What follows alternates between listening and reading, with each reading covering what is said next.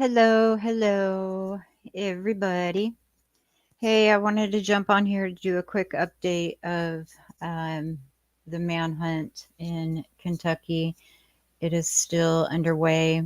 I have a couple videos I wanted to share with you.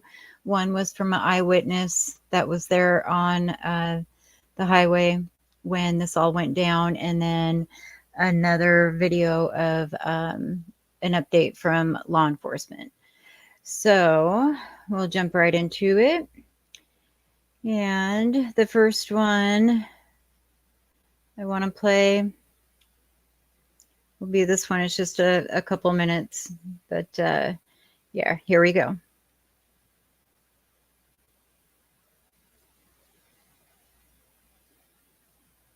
Yeah, my friend Jeremy and I were actually driving from New York to Tennessee.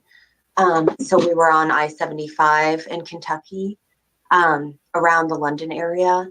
And while we were driving, all of a sudden we just heard this deafening loud sound, and it sounded like a rock went through my back window, and our ears were ringing, and we just looked at each other and we were like, was that a gunshot?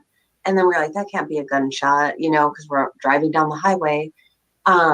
And there was a white truck that was next to us in the right-hand lane, and all of a sudden he slowed down and he pulled off to the shoulder, and we thought maybe it was his tire had blown out or something, but it was much louder than a tire blowing out.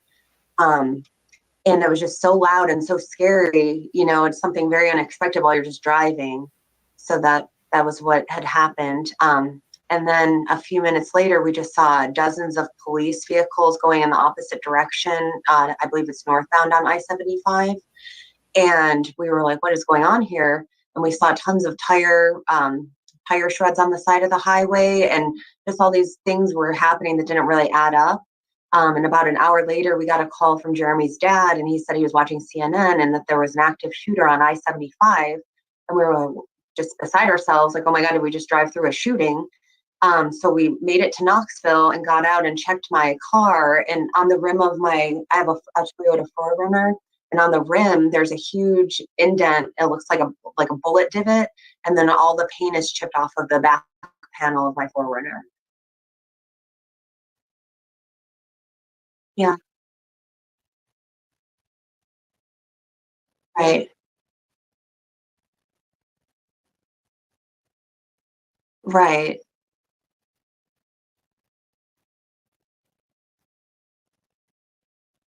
No, if I had to guess, I would say off to the side of the road, because it hit my tires, which are pretty low to the ground. So I don't imagine it came from a vehicle, but I don't know for certain.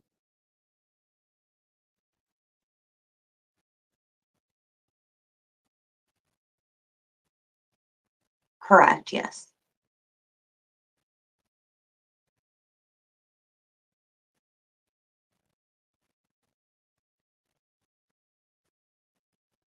It happened very fast, but I just happened to notice the truck that was next to us because we were kind of neck and neck at the time. And then I just noticed him slowing down and pulling off. And it was, normally don't see people just pull off to the side of the road, especially with the loud noise that we believe to be a gunshot at the same time. It was very confusing, and it all happened very fast, if that makes sense.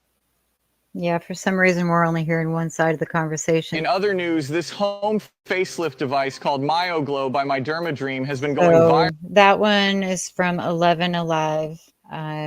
So they were literally right there.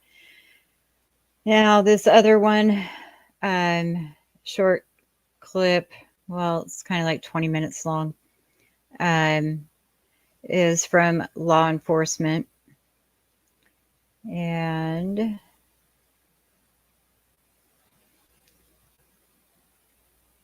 we will jump right into this one.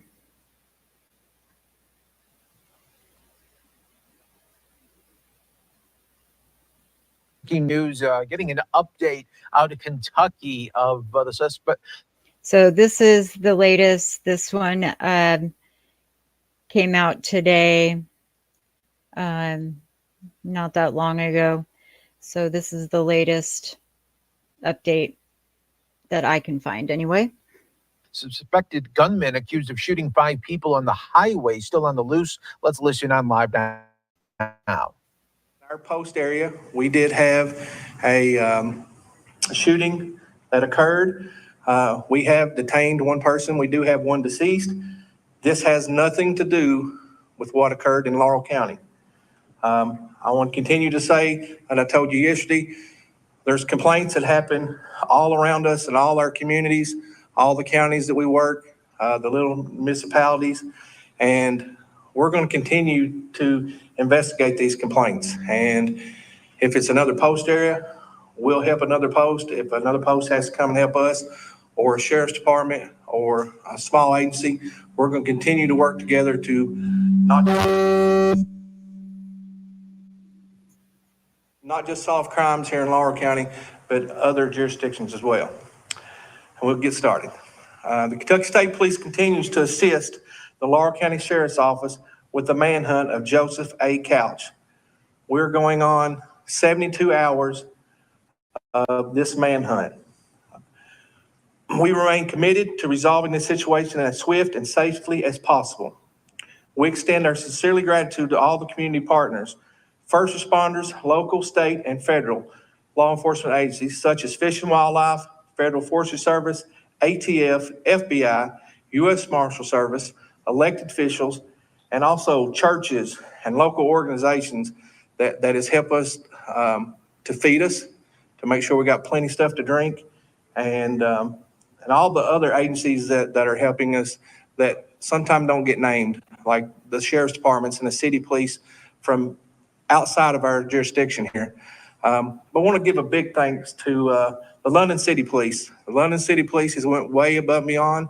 This did not happen or occur in the city limits of London, but this is their community. This is their people. And I want to thank them and their officers. They went way and above and beyond to help us answer calls out in the county. And they've done a great and remarkable job in helping in this situation. And their public affairs officer, me and him and Deputy Archado, we've worked well together, passing on information. I want to thank them. I'm sure I'm leaving people out, but I want to thank everybody. I'm proud to be a Kentuckian. I'm proud to be the public affairs officer from the London State Police Post. And I hope that I'm making people feel at ease. And it's hard. It's hard when people are so at fear right now that there's probably somebody out there. But I know my fellow officers and troopers and all the other people, they're working their guts out to try to find this Mr. Couch and bring us to an end. But I just want to give another thanks. I want to thank, we've had outside agencies give us access to more aircraft. So we've got, several more helicopters in the air and technology. We got the ATF and the FBI and the Marshal Services, and we've got other entities from way off from us that are in contact with us to bring their equipment here to try and help locate Mr. Couch. So I want to thank them. I want to thank the people for being patient. I know you see all this stuff on Facebook, good or bad, but people are really behind us and supporting us. They're really supporting their neighbor. They're really looking out for each other. And we want to thank them for doing that. And we encourage them to continue to check on their neighbor, to check on the elderly person that don't have somebody regularly coming to their house. Make sure you hear from them daily. Make sure you're being vigilant when you go home, that you're checking maybe your camera, your Ring camera. You're checking your security system before you go to the house. Make sure somebody didn't cross through your yard that shouldn't be. Make sure your lights are on. Make sure your cell phones are charged. Make sure if you pick up the phone, you can contact and communicate with somebody. We would like you, if you're in that area, to maybe suspend your activities. And we talked about a little bit yesterday about going out and hunting, like deer hunting or maybe coon hunting at night. Stay away from those areas. Don't be riding ATVs in those areas. Don't be hiking. and canoeing down close to the Rock Castle River, give us some time to see if we can locate Mr. Couch in this national forest. And it's a big forest. Y'all saw photos. I've sent you videos. This is not a small area. And this is not like going across the road and looking in the woods and finding somebody. This is the national forest. This is thousands and thousands of acres where Mr. Couch could have went. And we have no evidence at this time that Mr. Couch has left there. We have answered thousands of complaints, not only in this area, other counties, other states, and all over the state of Kentucky. If a complaint comes in, we're going to investigate it. We want those complaints to come in because we never know the smallest little tip what it's going to lead to. So please, the citizens of Kentucky and Laurel County and Rockcastle County, continue to call us and give us this information. We're going to come out and investigate it. None of it's came to tuition at this time. Nothing's came true, but the next one might. The next one might. So keep calling them in, and we're going to investigate them. And as the search, if it gets broader, it just gets broader. If we have to take it somewhere else and technology takes it somewhere else, we're going to investigate it. But at this time, there's nothing that we have came up with to say Mr. Couch has left those woods. There's nothing to say he's got in a car. There's so many people that's got eyes on this investigation around the world that by now we should have got a pretty good tip that he has exited the woods. We have not got that. So our main focus is to remain in those woods until we find him. And some people say, well, what if he's not alive anymore? Well, we're going to stay in the woods till we find him. And, you know, that's our job. If he's dead or alive, it's our job to try to find him. And that's what we're going to do. I want to thank you all, the media. Y'all have been great. I asked you once yesterday about emailing and texting and calling. Keep doing it. I will try my best to get back with you. I can't get back to all of you, but I will try to get back to you on a timely manner. Maybe it's just a little text to tell you, hey, we got a meeting here at 3 o'clock or what we're going to do. And I know you have people that come in and relieve you all that maybe not get that information, but just give them my number and I will do my best to keep them informed of what's going on. But you all have done an excellent job. I mean, we don't want this publicity in Laurel County. We don't want this. We want you to pack up and go home to your families. We want to go home to our families. But we couldn't do it without you all. So thank you all again for helping us with our jobs. And let me reiterate, the Kentucky State Police is here for the manhunt and the capture and apprehension of Mr. Couch. So at this time, I'll open it up for any questions for me. And if you have anything involved in the criminal part of this investigation, you can ask the sheriff or anybody on this stage if you have a question for them. But this time I'll answer any questions that you have. Well, I know you don't know this yet, but yes, given what you do know, what are the odds he's dead or alive in your opinion? Well, my opinion doesn't count. I have 10,000 opinions and it changes daily. You know, it was a lot hotter today. I hope he doesn't have water. I hope he doesn't have food. And I hope he's wore out and eventually he'll walk out of them woods. That's what I hope happens. And we'll let the judicial system handle him as they seem fit. And everybody goes home safely to their families. The note said he planned to kill himself. What do you make of that? I don't know what you're talking about. If he is dead, do you believe that would make it easier for you guys to find him quicker than if he was alive, or how does that work? Well, if it continues to be hot outside and he has passed away, you know, nature takes care of itself. I mean, you can see a lot of things from the air, and a lot of times buzzards start to fly. And if your body is decaying out there, that could help in this investigation. And not saying that it will happen, but that's human life. It's a revolving. That stuff happens. It's like an animal that passes away in the woods. You're not aware of the Yes, ma'am. How is Fish and Wildlife helping you? You know, there is a river down there, and it's not way up, but it is up pretty good, and they've got access to boats and stuff like that.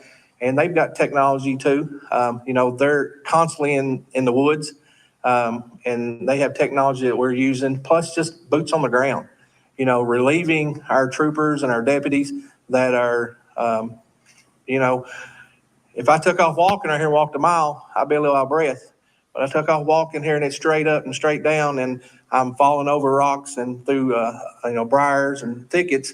It's a little different kind of walk. So just having the manpower to relieve somebody, they've helped tremendously, along with all the other agencies. You're not aware of the text that he supposedly sent that said he planned to kill a lot of people, at least try, and then kill himself? I am aware of that. That's something that the sheriff, I asked you at the beginning, the sheriff would have to explain on that stuff. I'm here for the apprehension and the manhunt, but you can't ask that question to the sheriff. Yeah, I was just trying to see what you guys make of that, if you thought he was serious about that, what that tells you about state of mind. Could anybody address that part of it?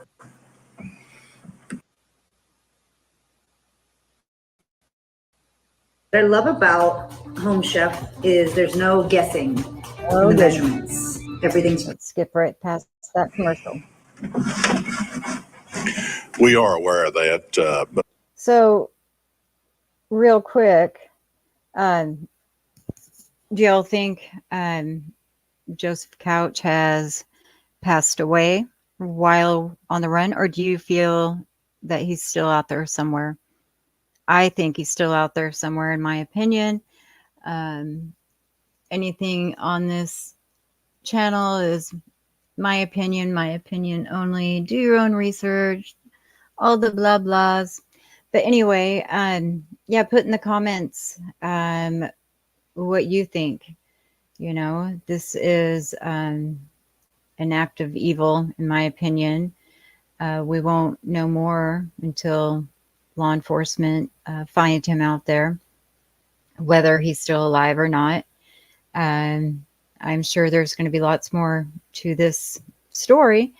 And of course, tonight I was hearing of another person doing this act on a highway in Kentucky. So, I don't know what is going on in Kentucky, if that is true. But let's get back into this one here. But like I say, this is an investigation, and that's been collected and handed over to the proper authorities to go through phones and stuff. And really right now, we can't elaborate a whole lot on the evidence that's been collected. Can you tell us anything about if you've been to his home and collected anything from his computer, or if any of that, and any kind of clue as to what his state of mind is, where he might be, or what his intention might be? I can tell you that we have been to the home and evidence has been collected, but I can't elaborate no further on that, sir. Do you still believe he acted alone? At this time, we have no reason to believe otherwise. It's still being investigated. As the investigation continues, I'm sure new leads will develop. But at this time, just him. In terms of the tracking, have you guys been able to use dogs, and can you tell us what kind of help that's been to you, if that's provided anything that has been helpful at all? Thank you. Yes, sir. We have used several canine dogs, not only in our agency, but outside agencies. They have came in and they have helped with this. And, when it comes to a point in time, we have people that want to volunteer. We got to make sure that they're proper, make sure they're equipped, make sure, we just can't put somebody out there because I got a good bloodhound and they're climbing up in the woods and they get hurt. We got to put people that are trained for this and trained for this terrain. We don't want to make another tragedy out of something. So we have to make sure the right people come to assist us. Now we'll take all the help we can get. It's got to be the right help. Speaking of help, can you talk about the reward essentially quadrupling since this began? We have Crime Stoppers in Laurel County that has donated quite a bit of funding for this, and we've had a lot of private donors. I'm thinking this community and surrounding communities that have donated money. Some want to stay anonymous, and that's their right. But we thank them because somebody might have a tip, they just don't want to tell us, and maybe, $25,000 will help them with that tip. And, if that tip is great, Crime Stoppers will help them. And we've also had other Crime Stoppers like Bluegrass Crime Stoppers that has helped us spread the word, because he might not be in our community. He might have got out of here. And you never know, somebody might see him somewhere in another town, and that's why we're investigating those other tips at other locations. Have you guys gotten any credible tips that have assisted with either the search or investigation? We have got a lot of tips that are still under investigation, that we are looking into, and this stuff comes in fast. I mean, it's moving fast, and we have, the ATF and the Secret Service and not the Secret Service, but U.S. Marshals and ATF, they're using their computer software stuff and trying to figure out technology, where information is and stuff like that. So information is going so broad, so fast, and just collecting it all together to help in this investigation. Where that leads to, say he has got out of the woods, like everybody wanted to know yesterday, has he got in a car and drove off? We want to find out if he made contact with somebody. And at this time, none of those have led anywhere. In a previous presser, you had mentioned that you can't rule out if he has another weapon. Have you been able to figure out what, if any, weapons are registered in his name that he might have with him? At this time, I do not know that if he has another weapon. The ATF has ran him to see if he how many weapons he has purchased or has in his name. And we don't know, he could have borrowed a weapon or found a weapon. We don't know that. Right now, we know he committed a harsh, cruel act of violence, and we got to consider him armed and dangerous until we locate him. Do you know, did he, at the time, between the time he sent the text and he actually went out, do you know what that timeline was? Did he have was this planned ahead, or was it just right off the cuff? I will refer to the sheriff on that part. You repeat that, sir? I was just wondering, how much time between the time he sent the text and actually went out and did it? Was there any pre-planning, or was it the time he sent the text and the time when we have that down to the minute. I'd really rather not discuss that at this time, just because of the continuing investigation.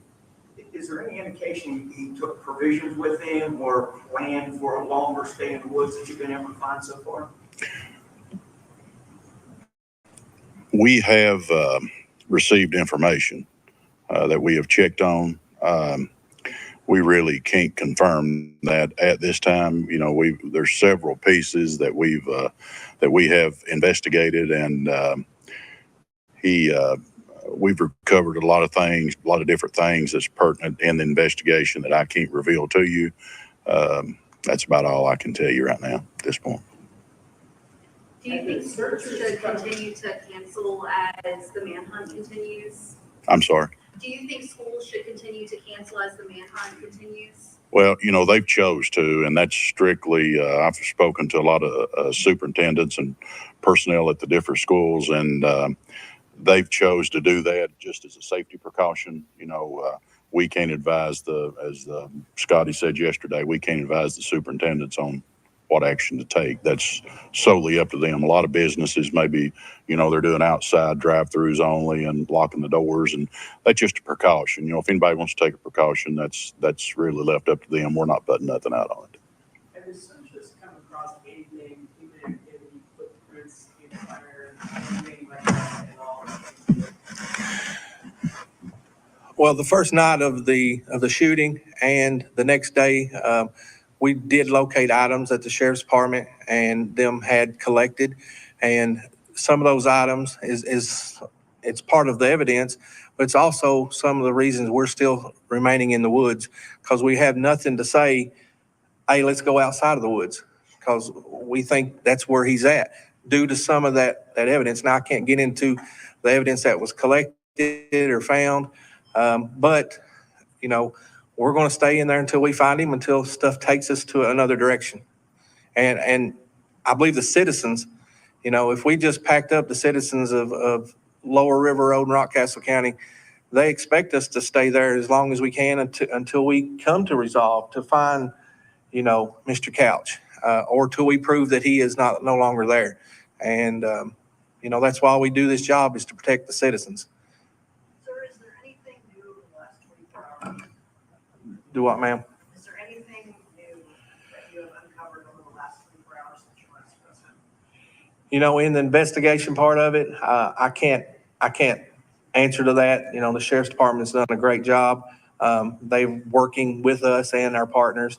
I think the technology that we've got that's been coming to us, and the use of the more helicopters, we're going over a more vast area and more drones coming there. You got to look, you get a drone, oh, it's fancy. Well, drone only lasts about an hour or so up in the woods, and when you're covering such a big area and that battery don't last long, you have to bring it in and charge it. And just like a helicopter, you got to bring it in and get fuel in it. And at nighttime, it's not safe to have, you know, officers in the woods tromping around when they can't even see, you know, 5 feet in front of them. I've sent video out, you've seen, and that's probably a very minute video of really where they're going. I mean, that's, they didn't have the pictures of the cliffs and the fall offs and stuff. So it's, we're in a short period, and especially with our helicopters, you know, if you know that area, if you drive through there in the morning, from about 10:30, there's fog. It's a real thick fog area. So us getting up in the air at certain times, you know, our time's crunched a little bit, but we're going to take all the help we can get, and we're going to continue to try to locate Mr. Couch until something tells us we need to go a different direction.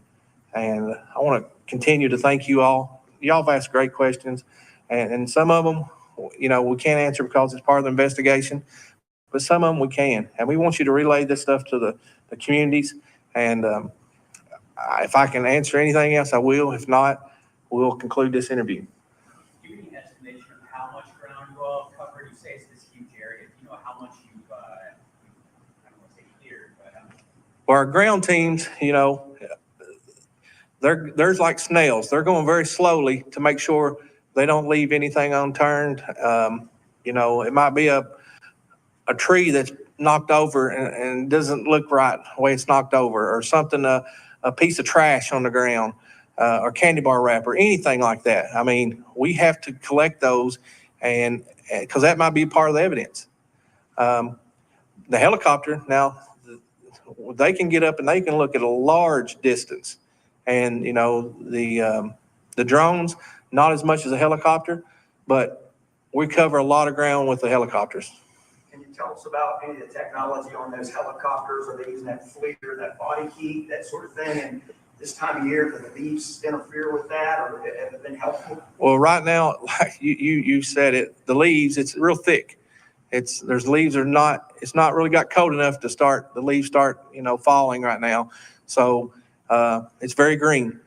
It's like a jungle. Like I said, it's pretty thick out there. So they do have some hard times looking down, but we've got several we have spotters up there that are constantly looking. Now they'll see every animal in the world, you know, running around. We're just waiting to see somebody else that don't look like an animal running around. And the FLIR system helps. I mean, it helps with the body heat at nighttime. So, and that's another thing. A lot of people say, hey, you ain't got boots on the ground, or our boots are on the ground. Our troopers, trust me, our deputies, trust me, they're in the woods. They are wore out. You ought to see them when they come in, they're wringing wet. They are on the ground walking through these jungles and in every imaginable terrain that you could think of. And you've seen it. You've seen the aerial. You've seen some of the walking. It's not an easy task, and they're doing that to make this community safer. And at nighttime, our helicopters are flying. They can FLIR. They're looking for heat sources. So if we see a heat source and that heat source moving slowly, Or, if it's moving really, really fast, it's probably a deer or something like that. But if it's moving slowly, they're going to try their best to now start tracking that heat source and getting troopers and deputies to that area where they find that heat source. How long do you plan on expending this much resources on this search? I mean, at some point, I'm sure it gets to be unsustainable.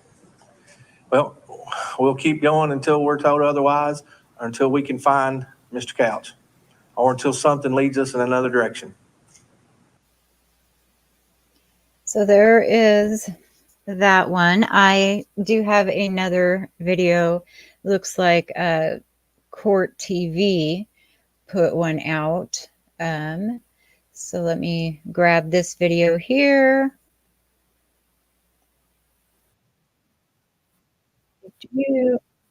We're getting there. All right.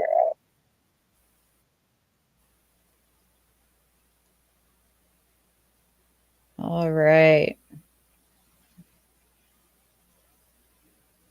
Screen share.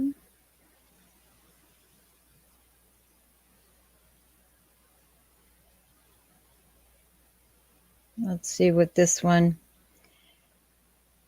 Joseph Couch Manhunt. So Court TV put this one out about 8 hours ago. In the meantime, we are going to shift gears and look at a case out of Kentucky where police are going through jungle-like terrain with machetes in search for a suspect who opened fire near Interstate 75 over the weekend. Suspect Joseph Couch has been on the run for 4 days.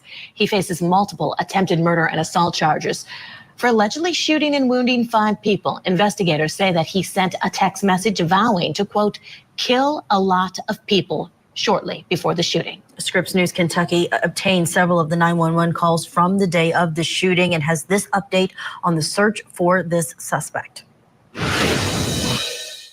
gunshot wounds to the side here, and she's starting to go numb on me. She's starting to black out on my neck. Any of the first responders out there that you can play? No, I don't see nobody out right now with me. She's trying to stay on the gun.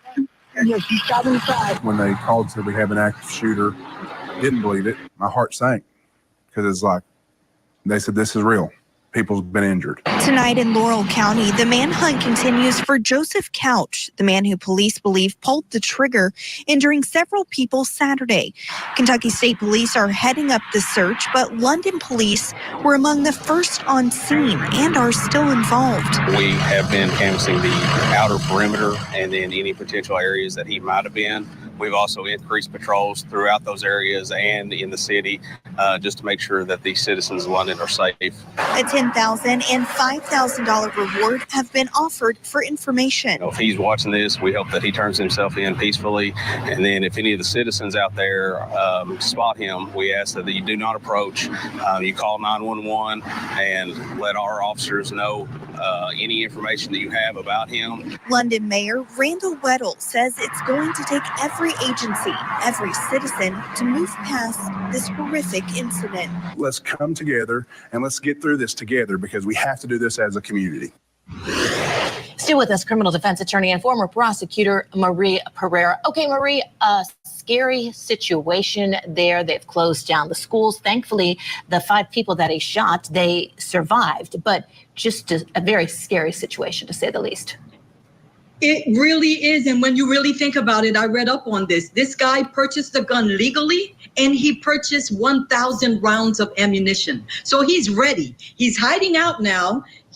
I believe they're going to find a body in the woods and he's probably going to kill himself because what else does he have to live for? They know who he is. They're looking for him. He didn't even accomplish, thank God, what his claim to fame, what he wanted it to be.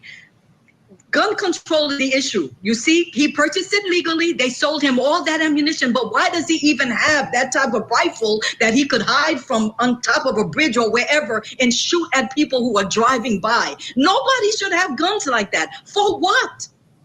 Is there more that you want to know about this suspect that you think may even be helpful? Because we know these officers, investigators, the feds are involved. They are combing through his background to see if they can figure out where he would want to go, what his capabilities are. But is there more that we would need to know just to understand this horrific story, the tragedy, which I think is compounded right now because you have schools that are closed. in search for this person because they don't want someone who's on the loose shooting people with this intent. I mean, it is gripping this entire area. I think they need to apprehend him. And I think, yes, it would be good to speak to his people to say, okay, does he have a place that he usually likes to go? Is he, avid in doing this? Can he create fires in the wood? Is he a hunter? Is he a camper? Where's he hiding out? That would help. But at the end of the day, there's no more we need to know. He needs to be apprehended.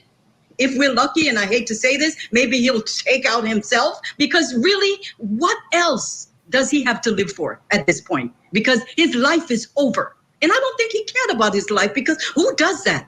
I don't think he has a history of mental illness. And even if he did, what's done is done. He needs to be apprehended, locked up, shackled, put away. That's what needs to happen. And the family needs to help, like you said, to tell us about him. Where could he be? What are his resources? How can we apprehend him? They need to do everything they could to make sure this man is off the street, because he could come out and shoot more people. This is terrible. Too many guns, 1,000 rounds of ammunition. For what? Marie, some text messages before the shootings that we have obtained, and he said, quote, "I'm going to kill a lot of people. Well, try at least.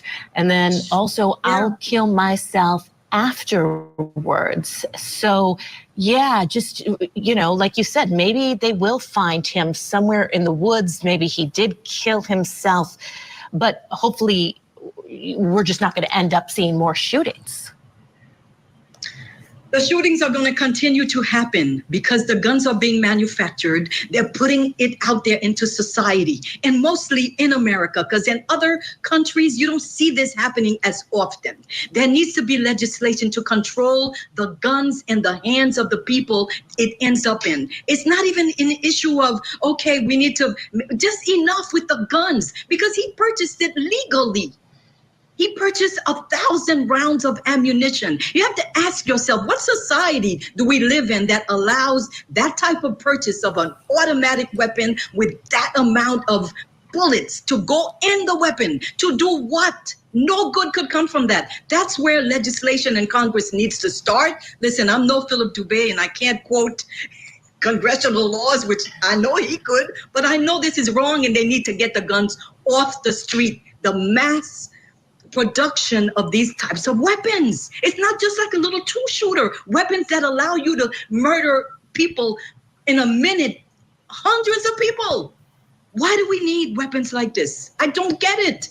It's a debate that continues in this country. Every time we see an incident like this, there's a debate that starts with two sides saying that it's the people that need to be regulated, the people that have this murderous intent, that it's not the guns. And then there's the argument that it is the guns, and whether or not people obtain them illegally or legally.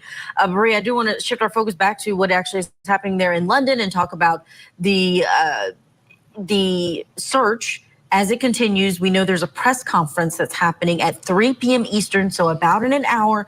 Police have tried to keep people updated about what's happening in this case. But if they do apprehend him alive, very serious charges are going to be on the other end of that. Actually, Maria, I do want you to stand by because we do have to get to a break, but we will continue to bring you updates out of London, Kentucky when things change there.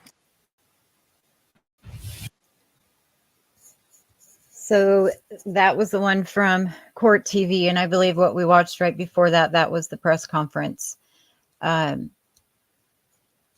Question is, I am all for firearms and owning guns and stuff like that, but for an AR, somebody purchasing 1,000 rounds of ammunition, you kind of sometimes have to pause. You know what I mean? And wonder why somebody would need that much ammunition. I mean, that's a lot. That is a lot.